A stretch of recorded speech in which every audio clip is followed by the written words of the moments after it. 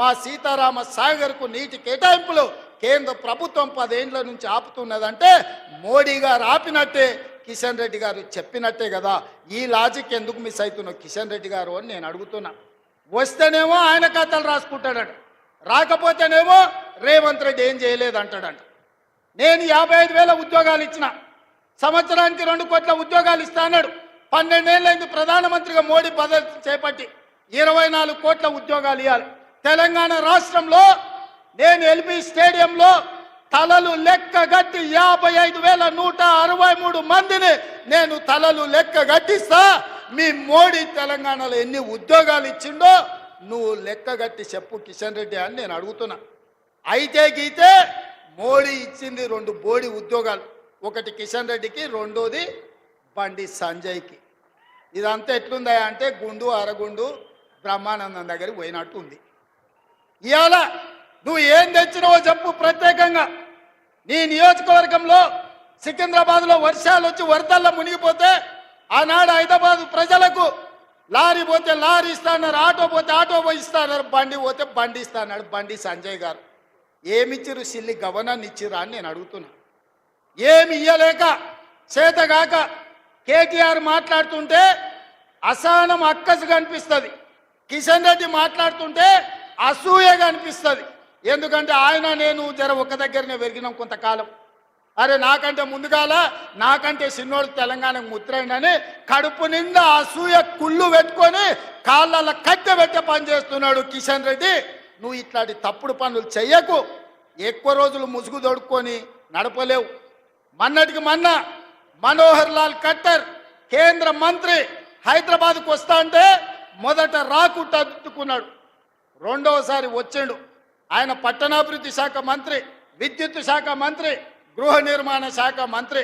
Hyderabad grand Kakatiya హోటల్లో సమీక్ష పెట్టి మంత్రి గారికి మా నివేదికలు ఇస్తే 4 గంటలు చెప్తే నీ సొంత పార్లమెంటు సికింద్రాబాద్లో జరిగిన సమీక్ష సమావేశానికి నువ్వెందుకు డుమ్మా కొట్టినావు?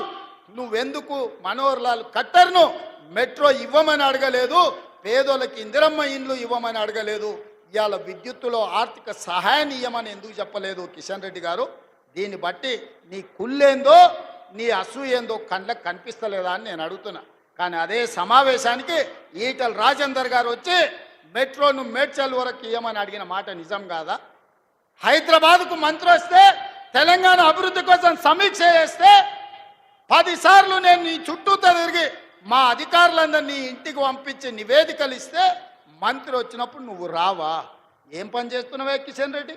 హైదరాబాద్కు ఢిల్లీలో ఉండే మంత్రి వస్తాడు కానీ ఈడ గల్లీలో ఉన్న నువ్వు సమీక్షకు రావా? ఇది నీ బుద్ధి, నీ దుర్బుద్ధి తెలంగాణ సమాజానికి అర్థమైతలేదా?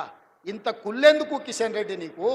కడుపు నిండా కుళ్ళు పెట్టుకున్నాడు బాగుపడ్డోనే ఉన్నాను చూసినావా కిషన్ రెడ్డి? ఎప్పుడైనా కుళ్ళుతోనే కృషించిపోతారు.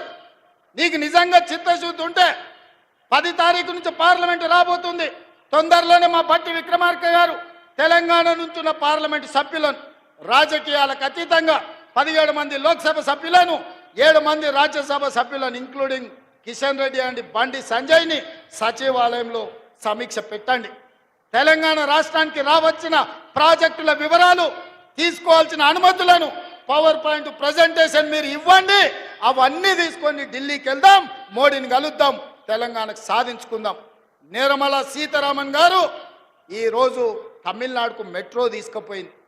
ఇవాళ కర్ణాటకలో చంద్రశేఖర్ గారు బెంగళూరుకి మెట్రో తీసుకొని పోయిండు. ఆడ ప్రతిపక్ష పార్టీల అధికారంలో ఉన్న కర్ణాటకలో ఉన్న శోభా గారు బెంగళూరుకు మెట్రో తీసుకెళ్ళింది. నిర్మలా సీతారామన్ గారు వాళ్ళ సొంత రాష్ట్రం తమిళనాడుకు మెట్రో తీసుకెళ్ళారు. మరి నీ సొంత రాష్ట్రానికి ఎందుకు మెట్రో ఎందుకు మీరు తీసుకొస్తలేరు కిషన్ రెడ్డి అని నేను అడుగుతున్నా. ఇంత దుర్మార్గం, ఇంత కుళ్ళు నీ దగ్గర పెట్టుకొని నువ్వు మమ్మల్ని తిట్టి మమ్మల్ని బెదిరియాలనుకుంటున్నాడు. బెదిరిస్తే తెలంగాణకు రైలు వస్తుందా కిషన్ రెడ్డి? బెదిరిస్తే మూసి ప్రక్షాళన జరుగుద్దా? బెదిరిస్తే రీజనల్ రింగ్ రోడ్ వస్తుందా? ఉండొచ్చు నీ దగ్గర, మోడీ గారు ఉండొచ్చు, లేకపోతే ఈడీను సిబిఐ నీ దగ్గర ఉండొచ్చు. ఎంతకాలం భయపడతామే? సావు మళ్ళా రాదు కిషన్ రెడ్డి, గుర్తుపెట్టుకో. సావు ఒక్కటిసారి వస్తుంది. సావుకు తెగించే 10 ఏళ్ళు కొట్లాడినాం, సావుకు తెగించి కొట్లాడినాం. కాబట్టి మా కాంగ్రెస్ పార్టీ కార్యకర్తలు తమ రక్తాన్ని చిందించి అవసరమైతే ఆఖరి శ్వాస వదిలిండ్రు కానీ కాంగ్రెస్ జెండా వదలలేదు. భుజాలు కాయలు కాసే విధంగా జెండాను మోస్తే ఈరోజు తెలంగాణ రాష్ట్రంలో మా ప్రభుత్వం వచ్చింది. మేమెవ్వరికి భయపడేటోళ్ళం కాదు, మర్యాదకు మర్యాద ఇచ్చేటోళ్ళం. మేము కొంతకాలం మౌనంగా మీరు చేసే తప్పులను లెక్క కడుతున్నాం అంతే తప్ప కిషన్ రెడ్డి గారు బెదిరించి బతకాలని చూడకు. ప్రజల గౌరవం పెంచుకోవాలంటే పని చెయ్యాలి. ఏం పని చేస్తావో చెప్పు, ఎట్లా చేద్దామో చెప్పు. మాకు బేసజాలు లేవు. నేను నీ ఇంటికి వచ్చిన, నీతో 10 సార్లు మాట్లాడినా, తెలంగాణకి ఇవి కావాలని చెప్పిన, నువ్వు సహకరించు కిషన్ అన్న, నువ్వు పెద్దోని అని చెప్పిన. నీ పెద్దరిక నువ్వు నిలబెట్టుకున్నావా? ఒక్కసారైనా పదా ముఖ్యమంత్రి గారు మోడీ దగ్గరికి వెళ్దాం, మన తెలంగాణకు తెచ్చుకుందామని ఎప్పుడైనా మాట్లాడినావా? మనోహర్ లాల్ ఖట్టర్ హైదరాబాద్కు వస్తే సమీక్షకు రాని నువ్వు ఈరోజు మెట్రోకు సహకరించిన అని చెప్తే మేము నమ్మాలనా? నరేంద్ర మోడీ గారు సబర్మతి నదిని గుజరాత్లో ప్రక్షాళన చేసుకుంటాడు. యోగి ఉత్తరప్రదేశ్లో